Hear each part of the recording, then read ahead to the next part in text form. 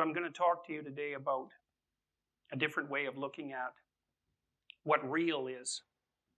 It's not easy to figure out what real is because we don't really have infinite knowledge, and so we're always making some sets of presuppositions about what's most real. And it really matters what you assume is most real because you base the decisions that you make that run the entire course of your life on those assumptions, whether you recognize it or not.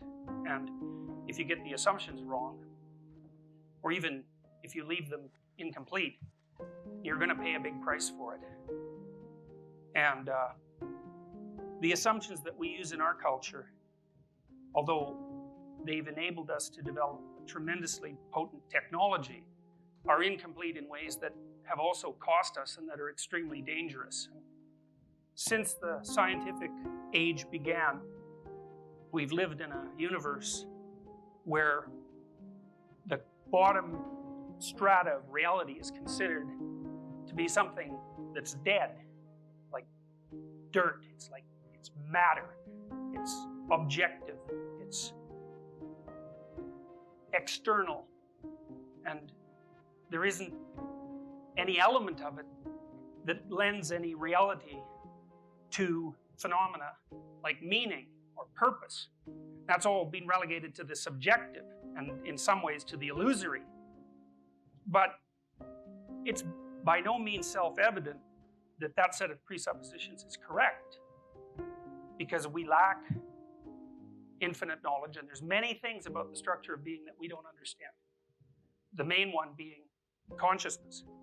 We can't account for it at all, and we can't account for the role it appears to play in the transformation of potential into actuality, which is a role that's been recognized by physicists for almost 100 years now, and which remains one of the biggest unsolved mysteries in science. There are other ways of looking at what's real, and these other ways have some advantages, and one of the advantages they have is that they protect us. Knowing these other ways of operating within reality, defining reality, protect us from certain kinds of pathologies. And modern people are prone to a fair number of pathologies that stem from the assumptions of the systems they use to define reality. And one of those pathologies is kind of a nihilistic hopelessness, which is a consequence of the recognition that in the final analysis, nothing really has any meaning. And because life is difficult, and that's a meaning that you can't escape, being forced to abandon your belief in a positive or a transcendent meaning can leave you weak at the times when you really can least afford to be weak. And there's more important pathologies that it's opened us up to too, and those are pathologies of belief. And I think we saw the most horrifying examples of that, hopefully the most horrifying examples in the 20th century, where people whose belief systems were shattered, at least in part, by the competition between religious and scientific viewpoints, turned in large numbers to mass movements that were in every way a substitute, a more rational, in some sense, substitute for religious beliefs that appeared no longer tenable. And the consequence of that was, it was just about annihilation, because we came close to annihilation twice, once in the 60s and once in the 80s. And even without the totality of annihilation, we lost hundreds of millions of people as a consequence of pathological belief systems in the 20th century. So, if belief systems become pathological, that pathology can pose the biggest threat possibly to our very existence. And if you're a Darwinian, in any sense, you have to understand that the things that pose the biggest threats to your survival are the most real things. They have to be dealt with. Now, here's another way of looking at things. I'll start with the definition of this word. This word, phanesthai, is the root word of phenomenon. And phenomena are the things that appear to you. And phanesthai means to shine forth. And the phenomenologists who were interested in the shining forth of things made the presumption that the things that manifested themselves to you as most meaningful were the most real things. And I think you can make a strong case that that's actually how your brain is wired, because your brain is wired to react to things that have meaning before they construct the perceptions that you think of as objects. And the reason for that is because the meaning of things is more real, in some sense, but more important than the view of things as objects. And so, for example, a famous philosopher, psychologist of vision said that when you approach a cliff, you don't see a cliff, you see a falling off place. It isn't that it's an object, cliff, to which you attribute the meaning of falling off place to. It's the falling off place perception comes first, and the abstraction of the objective cliff, if it ever happens at all, comes much later conceptually, because even babies can detect cliffs, and much later historically. Poets have noticed this phenomena shining forth reality, and they've often associated it with childhood, and I think there's good reasons for that. I think your brain is not so much of an inhibitory structure when you're a child before it's fully developed. And so there's neurological reasons for noting it, but there's also reasons that stem from the level of lived experience. You can tell when you're around children that they're open to things in a way that adults aren't. They're wide-eyed with wonder. And adults like being around children for that reason, because although the child takes an awful lot of care and is a terrifying object in some ways to behold if you have a relationship with the child because they're so vulnerable, the part of the way they pay you back is they open up your eyes that have been closed by your experience and that have learned to shield out the things that shine forth. And when you have a child, you can look through the child's eyes again. And to me, it's like they're on fire in a sense. They're like a candle or something that's burning brightly. And I think that's also partly because we actually don't screen out fire. We actually see fire, and that's why we can't not look at it when it's around. I think the same thing happens when you're in love with someone. If it's genuine love, because genuine love gives you a hint of what could be in the future if you could just set yourself right. You get a glimpse of what could be in the future if you fall in love with someone. You don't get that without work, but you get a glimpse of it, and I think it's because when you fall in love, and I believe this is likely a biochemical transformation, is the perceptual structures that normally stop you from seeing people, because you really don't see people, you just see shadows. The barriers are lifted temporarily, and what's really there shines through, and it's overwhelming. But to stay in that state, well, it requires a tremendous amount of moral effort, is really the right way of thinking about it. Wordsworth said about children, "There was a time when meadow, grove, and stream, the earth, and every common sight, to me did seem apparelled in celestial light. The glory and the freshness of a dream. It is not now as it hath been of yore. Turn wheresoever I may, by night or day. The things which I have seen, I now can see no more. Earth fills her lap with pleasures of her own, yearnings she hath in her own natural kind, and even with something of a mother's mind, and no unworthy aim. The homely nurse doth all she can to make her foster child her inmate. Man, forget the glories he hath known, and that imperial palace whence he came." And what Wordsworth means by this is that as you develop as a competent adult, which is precisely the direction towards which you should develop, much of what you're doing is actually closing in and narrowing. You're closing in and narrowing towards a particular goal and a particular way of being. And that's necessary because as you develop, you have to develop towards a particular way of being, or you don't develop at all, and you can't stay a child forever. That goes sour of its own accord. And so human beings are destined to close their perceptions in, to sharpen themselves and to focus on very little so that they can at least do that. But the price we pay for that is that we start to replace the relationship we have with untrammeled reality with the shadows that are only complex enough to let us do what we need to do and no more. And in some sense, although we become more competent, in other ways we become more blind. And we kind of know how this happens.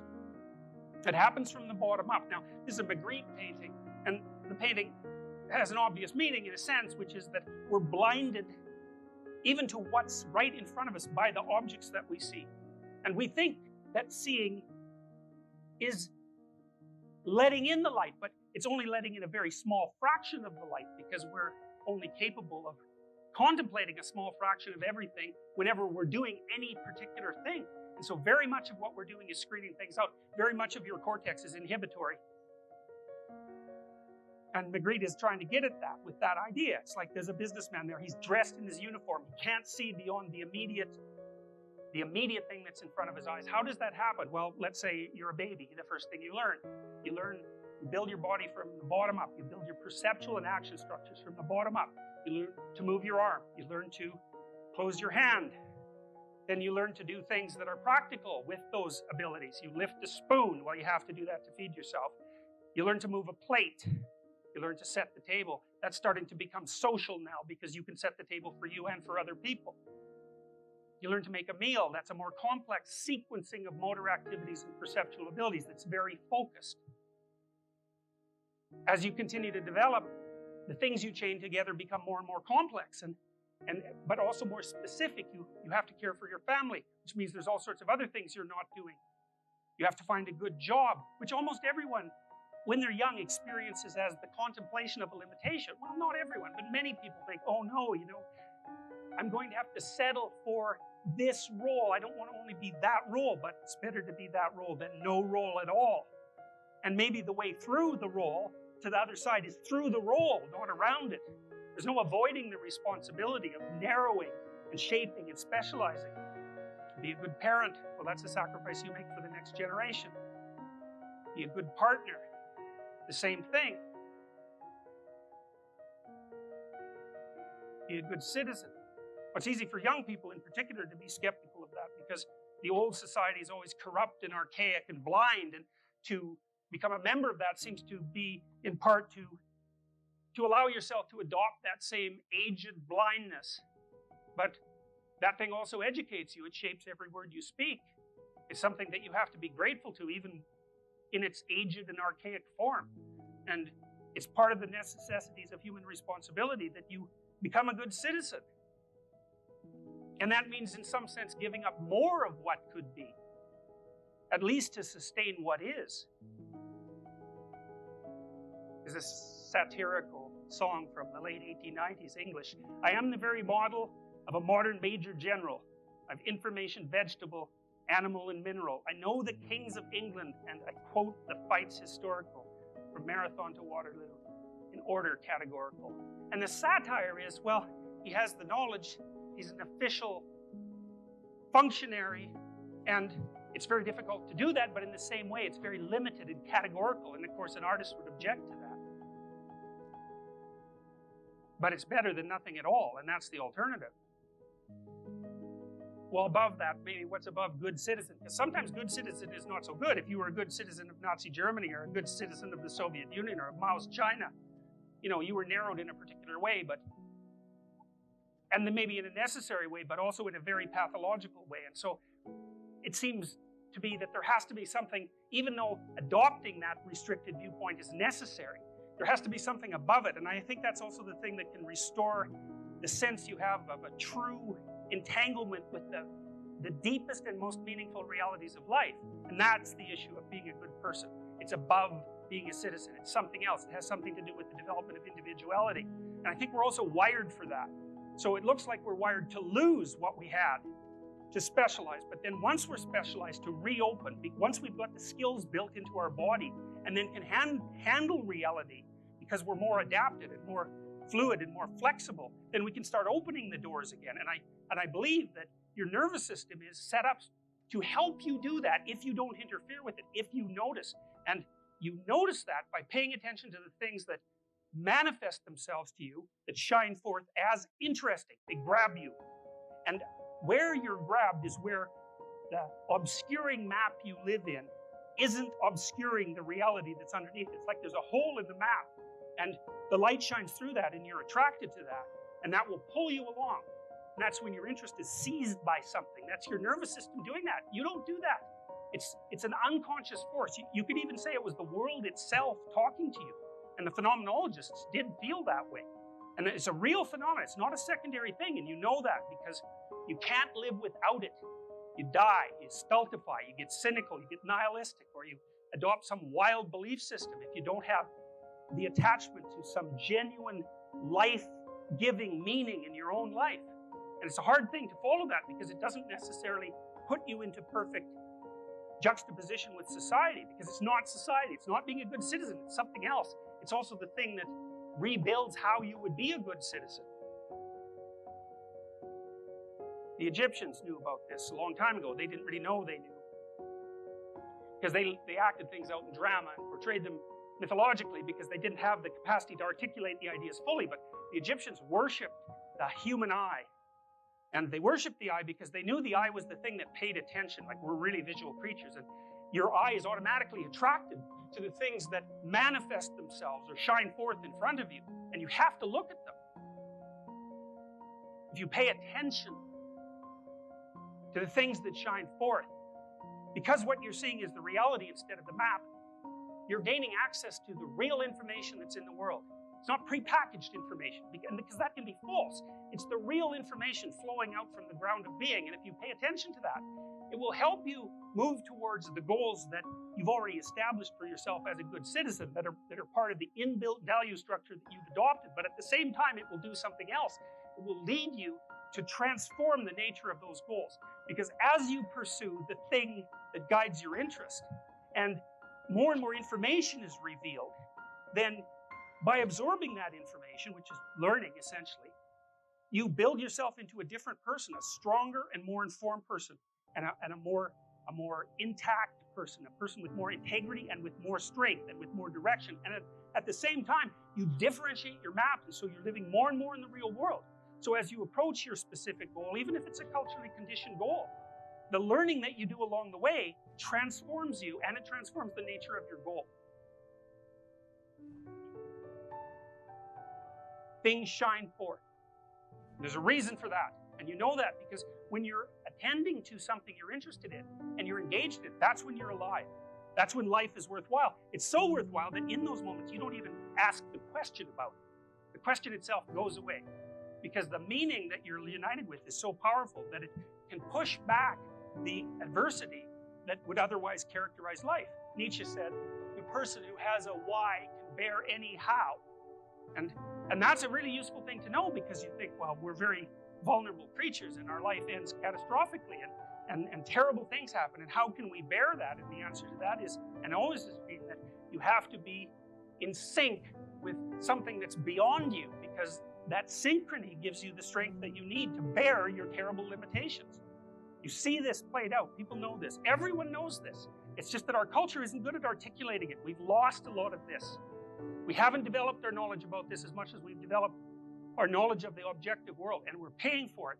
You see it in weird places. On the right here, there's an old symbol at the bottom. It's called the round chaos. And the alchemists believed that the round chaos was the thing that held what the world was ultimately made of, the thing that was most real, and they conceptualized it as something like information. They thought about it as a combination of spirit and matter.